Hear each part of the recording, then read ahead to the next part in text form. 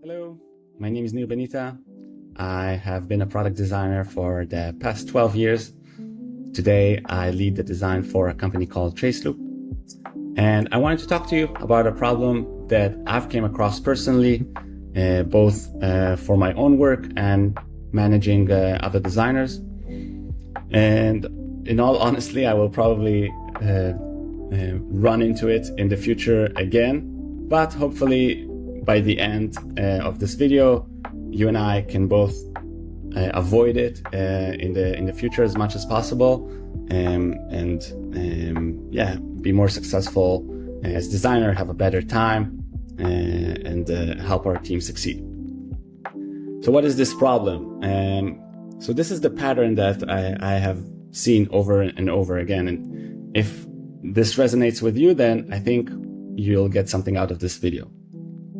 This pattern talks about many design projects, specifically the more complex ones. And these projects start with a meeting, probably, and the team gets together, discusses the problem, and discusses the requirements, have some ideas for potential solutions, and you all feel fired up. You start working, you go your separate ways, start working. Maybe you sketch some solutions and whatever your process is.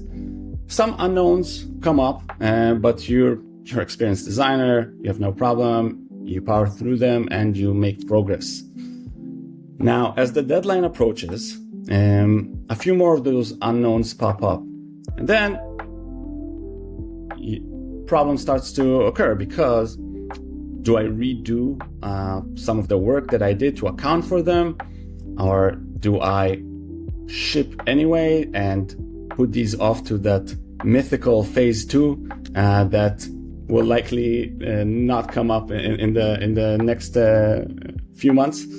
But deadline is approaching. The developer that is taking that work is about to be ready to start tackling this, and now you and the product manager, you just want to get this over with. You have a huge backlog of other features that you need to make progress on, and you just want to get this out of the door. And honestly, that feels really bad, but it's the reality of many projects. So if that sounds familiar, might be worth sticking with me to the end of the video. To visualize this problem, I want to introduce a metaphor, and this is taken from the awesome people at Basecamp. Specifically, Ryan Singer wrote Shape Up, which I highly recommend you to check out. Now, this arc represents almost every project, and for our own sake, every design project. The left side is where we have our unknowns, and we climb up the hill and we uncover those unknowns, we think about solutions, and at some point, after we did enough of discovery work, we are ready to start executing, and hopefully it's all downhill from there and smooth sailing. Spoiler, probably it's never that smooth. We're almost always gonna jump back and forth across this timeline.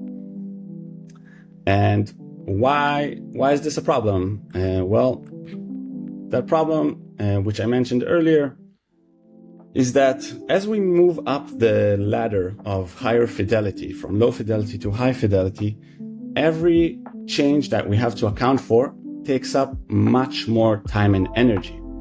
And just as importantly, I think, motivation. Because if I found some unknowns in the earlier part, then no problem. We can iterate, think about a few ways to move forward, make progress, and move on. If we found those unknowns later on, and now we have to do some of that high fidelity work or even potentially that development work, then we risk not being ready on time or shipping something that we're not proud of.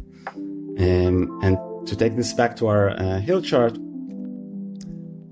there is some point that we jump to high fidelity. It's not always this clear point, but I usually think of it as the point where we go into Figma to work on those beautiful mock-ups and to use our design system. And if we jump too fast, then we risk going down the hill only to find that we are actually not as far off as we thought, and we have to jump back and make those adjustments. Now, in reality, for you, maybe the steps that you're doing are trying to mitigate that. You have your template of the design process, and you go through it, and you map the user flow, and you do the sketches, and you map, you create those wireframes. But completing steps in a checklist is not the same as solving problems or answering questions. It doesn't necessarily mean it. It's only through having this mindset or holding this mentality where we're not just checking off a step in our framework, because that's what the internet or Twitter gods said that we should do. It's by being articulate and explicit about what are those unknowns that we're trying to answer, and then using those low fidelity steps as tools to answer those questions as cheaply and quickly as possible. So while the process may look the same, it's that mentality of de-risking, of answering questions, of surfacing unknowns, and accounting for what you don't know, that is kind of like the difference that I'm trying to encourage you to do. And so I've mentioned these terms a few times, so I think it's worth making them more explicit. So for every project, absolute every project, we have our knowns, the things that we know, the things that maybe we already knew them coming into the project, or they were part of the brief. We have the known unknowns. These are the things that we don't know exactly how we will solve or what the solution should be, but we label them and we feel confident that we will be able to answer them in a later phase of our process. And the third category, which is the dangerous zone, are the unknown unknowns. These are the things that have not made themselves visible to us only until we reached or we met them trying to make progress in whatever phase we are in. Our goal is to find as many of them earlier on in the fidelity scale or ladder, where it's cheaper to make progress, so that we don't find ourselves later on in the process and having to do a lot of that expensive work all over again.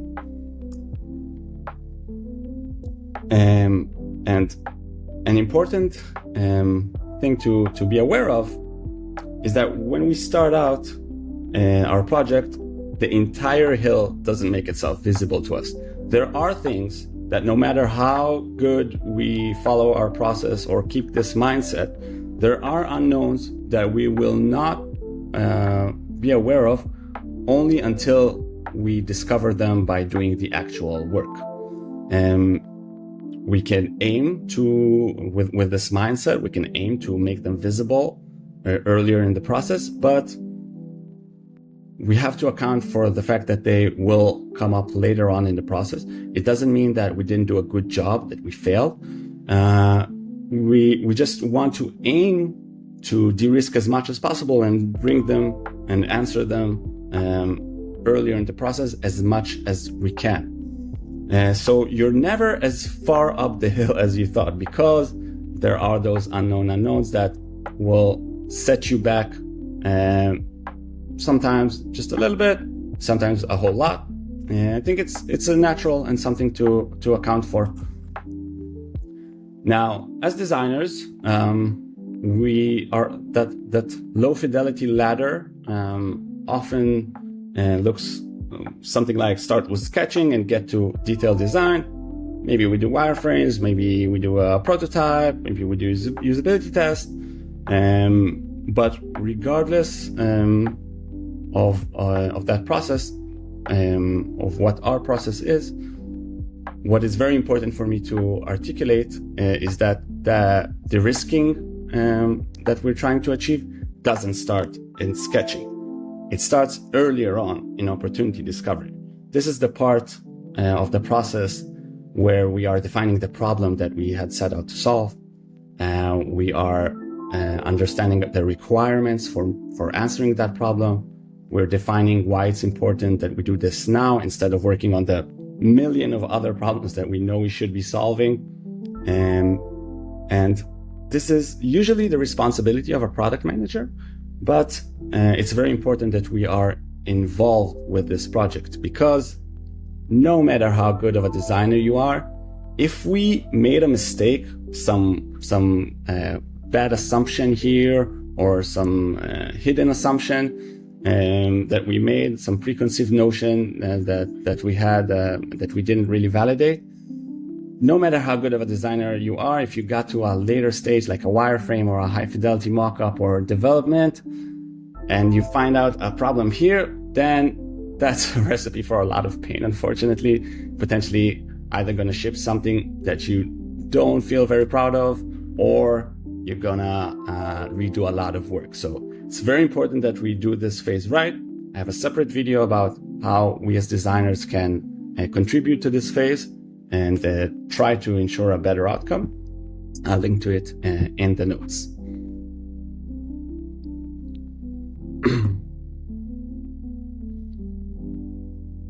Now, aside for the opportunity phase, another thing that's important to keep in mind is that development phase is also going to surely surface some of those unknowns, especially if it's a more complex problem. Let's say it takes more than a couple of days to develop.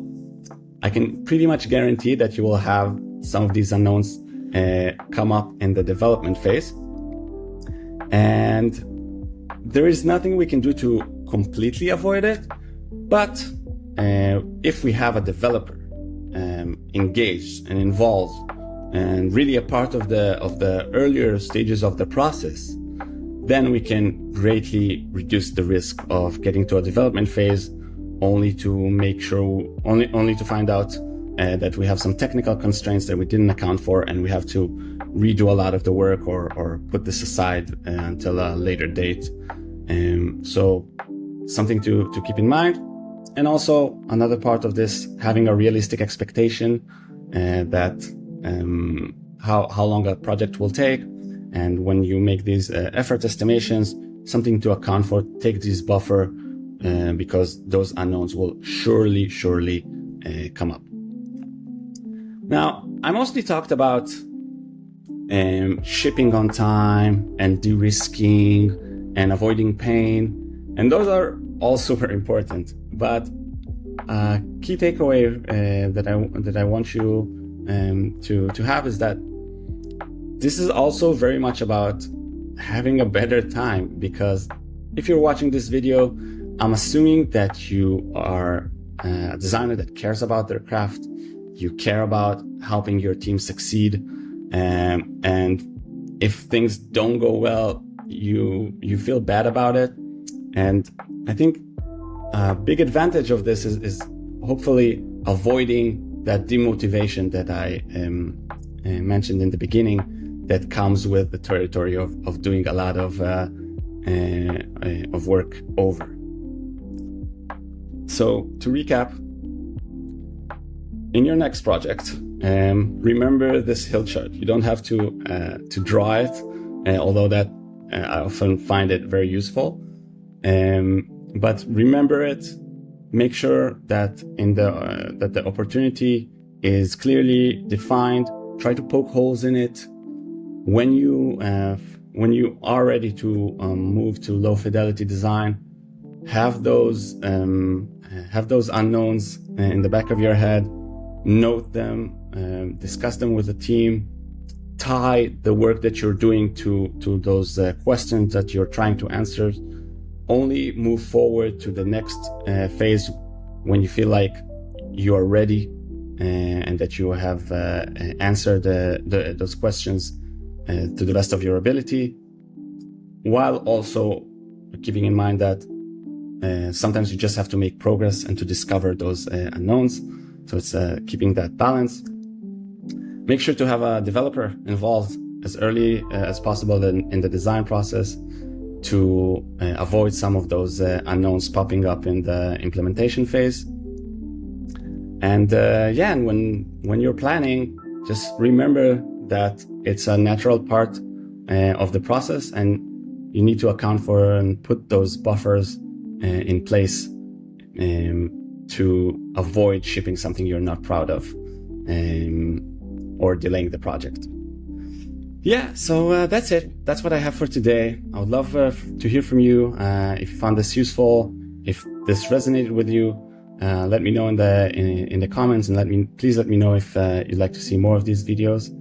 And good luck on your next project.